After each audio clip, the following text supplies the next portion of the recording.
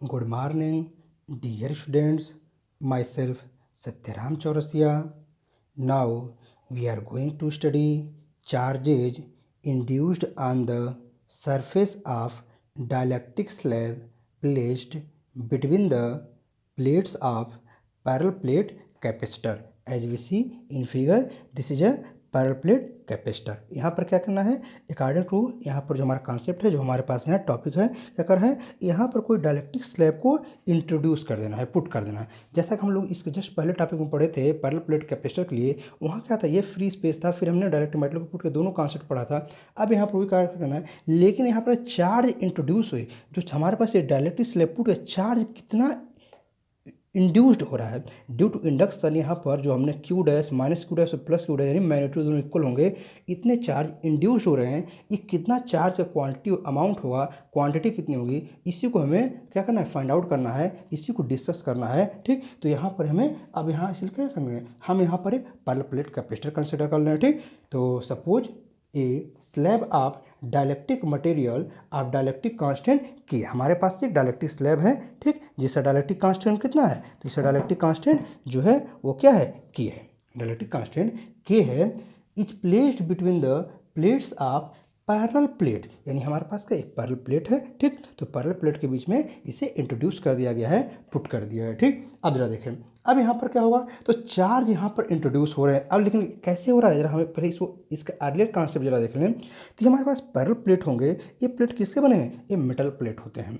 तो मेटल होते हैं, तो मेटल पे तो इनफाइनाइट चार्जेज होते हैं, लार्ज अमाउंट ऑफ चार्जेज होते हैं। तो क्या है, यहाँ पर इससे हम क्या कि इससे प्लस क्यू चार्ज कर दिए, तो अगर यहाँ पर देखें प्लस क्यू चार्ज आएगा, तो इस प्लेट पे क्या आएगा, इस प्लेट में माइनस क्यू आ जाएगा। यानी क्वांटिटी अगर मैग्नीट्यूड देखेंगे तो दोनों का इक्वल होगा, यानी इसकी पोलरिटी इसका नेचर पॉजिटिव होगा, इसकी पोलरिटी इसका नेचर नेगेटिव हो जाएगा। अब क्या होगा, ये हमारे पास जो डायलेक्ट्रिक स्लैब है, तो डायलेक्ट्रिक स्लैब पे चार्ज इंड्यूस्ड कैसे हो रही है।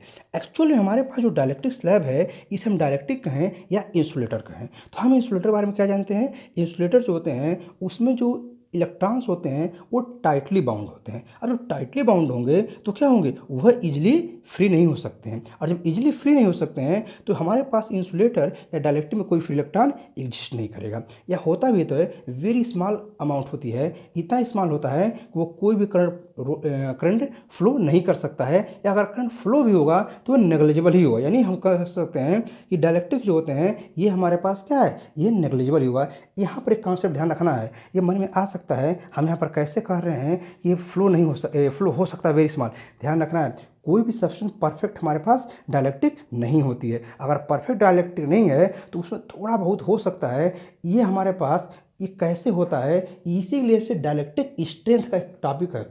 इसके बाद हम लोग पढ़ेंगे डायलेक्ट्रिक स्ट्रेंथ। डायलेक्ट्रिक स्लैब के थ्रू भी हम चार्ज को फ्लो करा सकते हैं, उसको हम जब डिस्कस करेंगे। जब very high electric field apply करते हैं तो डायलेक्ट्रिक स्लैब से भी चार्ज को हम फ्लो करा सकते हैं। इसको हम नेक्स्ट टॉपिक जब पढ़ेंगे डायलेक्ट्रिक स्ट्रेंथ, उस टॉपिक में इसको डिस्कस किया जाएगा। ठीक, तो अब क्या है, ये जो चार्ज हमारे पास इस डायलेक्ट्रिक स्लैब पर दिख रहे हैं, ये इंट्रोड्यूस कैसे हुए, ये कैसे इंड्यूस्ड हुए हैं। तो ये जो चार्ज हमारे पास एक्चुअल में जो हमारे पास ये स्लैब दिख रहा है, इस पर क्या ये न्यूट्रल था, यानी इस पर ऐसा नहीं कि चार्ज नहीं था, चार्ज था, पहले भी चार्ज था, अभी चार्ज दिख रहा है। एक्चुअल में जो इस पर जो हमारे पास डायलेक्ट्रिक स्लैब है, उस पर number of positive charge equal to number of negative charge.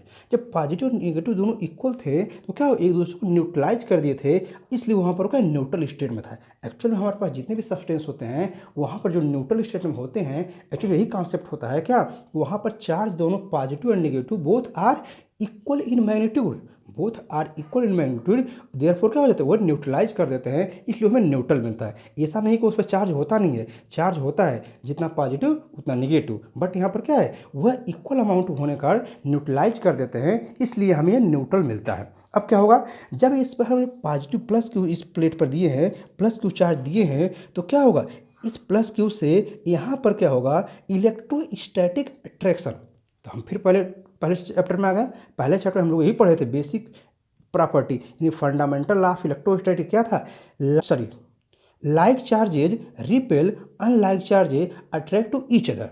Like charges repel unlike charges attract to each other. तो यहाँ देखिए, अब यहाँ पर पॉजिटिव चार्ज है, यहाँ पर क्या होगा, यहाँ पर निगेटिव ही, जैसे यहाँ पर पॉजिटिव निगेटिव यहाँ पर था, यहाँ पॉजिटिव था निगेटिव पॉजिटिव निगेटिव सब था, लेकिन पॉजिटिव का रिपल्सन होगा तो इधर चला गया और निगेटिव में अट्रैक्शन हुआ तो इस साइड में, यानी सरफेस की तरफ चला है। सिमिलरली यहाँ पर हमारे पास अगर निगेटिव चार्ज है तो यहाँ पर क्या होगा, इधर पॉजिटिव अट्रैक्ट हो जाएगा और निगेटिव रिपल हो गए इधर चला जाएगा। इसके अलावा यहाँ मिडिल में भी, यहाँ पर जैसे हमारे पास अगर स्लैब को देखें, हमारे पास ये स्लैब है तो इस स्लैब पर कुछ चार्ज ऐसे, मतलब यहाँ पर ये हमारे पास क्या है, निगेटिव आया तो यहाँ पर पॉजिटिव आया, तो मिडिल में क्या होगा, यहाँ पॉजिटिव यहाँ negative, positive negative positive negative positive negative, तो ये मिडिल वाले क्या हो जाते हैं, अगेन ये तो पोलराइज तो हुआ, यानी जब हम इलेक्ट्रिक फील्ड अप्लाई किए पोलराइज तो हुआ, बट क्या होता है जब हमारे पास यहाँ पर निगेटिव यहाँ पर पॉजिटिव आ गया, यहाँ पॉजिटिव यहाँ निगेटिव आ गया, तो यहाँ पर इलेक्ट्रोस्टैटिक अट्रैक्शन का चार्ज एक दूसरे बाउंड हो जाते हैं। अब यहाँ पर जो फील्ड लाइन्स होंगी वो क्या हो जाती हैं, वो इधर से इधर फ्लो होना स्टार्ट कर देंगे, लेकिन ये जो मिडिल में हमारे पास पोर्शन दिख रहे हैं ये फिर इनका कोई रोल नहीं होता है और अगेन क्या हो जाते हैं, पॉजिटिव निगेटिव न्यूट्रलाइज कर जाते हैं। इसलिए यहाँ पर क्या फिगर में यहाँ इसको मेंशन नहीं किया गया है, इसको शो नहीं किया गया है। अब जरा देखें, यहाँ पर हमारे पास उसी पहले चैप्टर से जरा देखें, वहाँ पर हम फील्ड लाइन के बारे में डिस्कस किए थे, हम लोग उसके बारे में स्टडी किए थे। क्या था कि वहाँ पर जो होंगे फील्ड लाइन्स होते हैं, लाइन्स ऑफ फोर्स होते हैं, वो क्या होते हैं, always originated from positive charge plus q से, यानी प्लस चार्ज से ओरिजिनेट होते हैं and terminated at negative charge. तो हमारे पास क्या होगा, यहाँ पर जो फील्ड लाइन्स होंगी सभी क्या हो जाएंगे, यहाँ से पॉजिटिव से ओरिजिनेट होंगी और नेगेटिव चार्ज पर टर्मिनेट कर जाएंगी। यहाँ पर क्या, यहाँ पर वही पॉजिटिव से ओरिजिनेट होगी, नेगेटिव पर टर्मिनेट, यानी हमारे पास इलेक्ट्रिक फील्ड का डायरेक्शन भी हम कह सकते हैं हमारे पास यही हो जाएगा। तो हमने यहाँ पर इलेक्ट्रिक फील्ड को रिप्रेजेंट किया है, यहाँ भी रिप्रेजेंट किया है। अब ये क्या कर रहा है, ये electric field inside the dielectric slab, और ई नॉट क्या कर रहा है, represent electric field inside air or vacuum. जैसे हमारे पास हमने कंसिडर कर लिया यहाँ पर क्या है, या तो एयर है या तो वैक्यूम है, तो एयर या वैक्यूम के लिए हमने ई नॉट से रिप्रेजेंट किया है। और यहाँ पर डायलेक्ट्रिक स्लैब है जिसका डायलेक्ट्रिक कांस्टेंट कितना है, के है, डायलेक्ट्रिक कांस्टेंट के है, तो उसके अकॉर्डिंग इसका इलेक्ट्रिक फील्ड में वेरिएशन आएगा। तो इलेक्ट्रिक फील्ड में जो वेरिएशन आएगा उसके लिए हमने यहाँ पर दिखाया है और इसको भी फाइंड आउट करना है। इसको हम क्या करेंगे, अभी जस्ट इसको फाइंड आउट करेंगे। अब जरा देखें, यहाँ पर चार्ज प्लस क्यू था और यहाँ माइनस क्यू डैश है, फिर प्लस क्यू डैश है, माइनस क्यू है। तो यहाँ पर एक चार्ज हम जरा देखें, हमने बताया कि यहाँ पर कुछ चार्ज न्यूट्रलाइज होकर अगेन क्या हो जाएगा, पोलराइजेशन जो है न्यूट्रलाइज हो जाएगा। अब यहाँ पर जो चार्ज आ रहा है इसी को हमने माइनस क्यू डैश माना है और उसको प्लस क्यू डैश माना, इन दोनों का मैग्नीट्यूड इक्वल है। तो यहाँ पर Q always greater than Q dash होगा, होगा बिल्कुल होगा। क्यों, क्योंकि यहाँ पर कुछ चार्ज न्यूट्रलाइज हो गए, यानी इस सरफेस पर जो क्यू डैश और यहाँ पर प्लस माइनस क्यू डैश, यहाँ पर प्लस क्यू डैश दिख रहा है, इन दोनों का मैग्नीट्यूड अगर क्यू डैश से मान लिया जाए तो क्यू डैश ऑलवेज लेस होगा, किससे, क्यू से, क्योंकि यहाँ पर तो कंडक्टर है और कंडक्टर में एक ह्यूज अमाउंट ऑफ चार्जेज होते हैं, ह्यूज अमाउंट ऑफ चार्जेस होते हैं। इसलिए कॉन्सेप्ट यहाँ ध्यान रखना है कि Q is greater than, always greater than Q dash हो जाएगा। ठीक, तो अब जरा देखें यहाँ पर हम क्या अप्लाई कर दें, यहाँ पर Gauss law of electrostatic apply करते हैं। Then according to the Gauss law of electrostatics the magnitude of electric field in the air, माने इस पोर्शन में इन द एयर, और यहाँ हम वैक्यूम भी मान सकते हैं, यहाँ वैक्यूम हो या एयर हो, दोनों कॉन्सेप्ट के लिए दोनों के लिए सेम होगा, क्योंकि हम जानते हैं कि वैक्यूम और एयर का डायलेक्ट्रिक कांस्टेंट, एयर का क्या होता है 1 पॉइंट, हमारे पास जो होता है एयर के लिए 1.006 होता है और वैक्यूम के लिए 1 हो जाता है। ठीक, ये के की वैल्यू है, डायलेक्ट्रिक कांस्टेंट की वैल्यू है। ठीक, तो हमारे पास ये हम 0 दिखा सकते हैं प्रिसाइज वैल्यू के लिए। ठीक, तो यहाँ पर हमारे पास बहुत ही यहाँ पर माइनर डिफरेंस है, इसलिए क्या मानते हैं, ये दोनों को हम सेम ही मानते हैं। ठीक, तो हमारे पास क्या मिल जाता है, ये हमारे पास 1 लिया जा सकता है एयर के लिए भी। तो यहाँ पर हमारे पास एयर की बात करें या वैक्यूम की बात करें, दोनों के लिए हम एक ही मानते हैं, वहाँ पर के मानिए। ठीक, अब जरा देखें तो इलेक्ट्रिक फील्ड क्या हो जाएगा यहाँ पर, तो इलेक्ट्रिक फील्ड हमें जो मिल जाएगा वह इक्वल टू ई नॉट।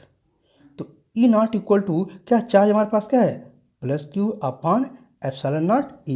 ये तो हम लोग कई बार पढ़ चुके हैं, इसको हम लोग गॉस थ्योरम में पढ़े थे और इसके जस्ट पहले भी पैरेलल प्लेट कैपेसिटर में भी हम इसको डिस्कस किए थे। ठीक, अब जरा देखें तो ये हमको मिल गया इलेक्ट्रिक फील्ड कहाँ पर, इस इक्वेशन नंबर बनाते हैं, ये इलेक्ट्रिक फील्ड मिल गया एयर आर वैक्यूम के लिए।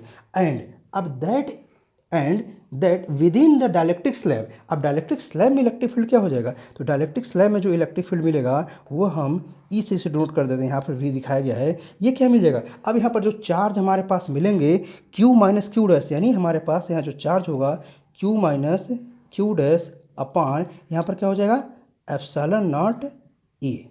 ठीक, क्योंकि हमारे पास क्या है कुछ चार्ज पोलराइज हो जा रहे हैं, इसलिए हमारे पास यहाँ पर डिफरेंस मिल जाएगा। ठीक, but E equal to E naught upon K.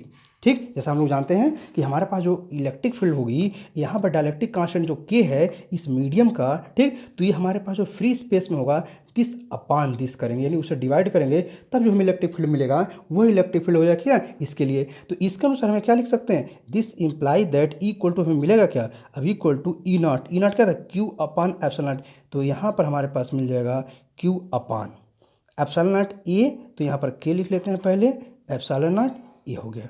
ठीक, तो इक्वल टू क्यू अपान के एप्सिलॉन नॉट ए मिल गया। ठीक, तो अब जरा देखें हमारे पास इस इक्वेशन को यहाँ पर हम पुट करने की कोशिश करेंगे, यानी इस वैल्यू को यहाँ पर पुट कर दें तो देयरफॉर क्या मिल जाएगा यहाँ पर क्यू अपान के epsilon naught A equal to q minus q dash upon epsilon naught a. इसको हम और ओपन करेंगे अब क्यू अपान के epsilon naught A equal to, इस ब्रैकेट को ओपन कर देंगे क्या मिलेगा q upon epsilon naught a minus क्या q dash upon epsilon naught a. ठीक, अब जरा देखें इस पोर्शन को हम क्या इस साइड ले जाते हैं और इसको इस साइड ले जाएं। ठीक, तो क्या मिल जाएगा हमको, यहाँ मिल जाएगा this imply that q dash upon epsilon naught A equal to n minus है पॉजिटिव हो जाएगा, और यहाँ आ जाएगा q upon epsilon naught A, अरे पॉजिटिव इधर माइनस हो जाएगा तो क्यू अपान के एप्सिलॉन नॉट ए। ठीक, जरा यहाँ पर देखें जो कॉमन टर्म दिख रहे हैं, तो जो कॉमन दिख रहा है क्या दिख रहा है, तो कॉमन यहाँ पर दिख रहा है क्यू अपान एप्सिलॉन नॉट ए कॉमन दिख रहा है, वन माइनस यहाँ पर क्या मिलेगा, तो यहाँ वन माइनस वन अपान के, तो यही हमारे पास क्या है ये टर्म कॉमन दिख रहा है। और इधर भी जरा देखें हमारे पास क्या था यहाँ पर जो चार्ज है क्यू डैश है अपान एप्सिलॉन नॉट ए है, तो ये कैंसिल आउट हो गया, तो यहाँ पर क्या मिल गया, यहाँ मिल गया वन क्यू डैश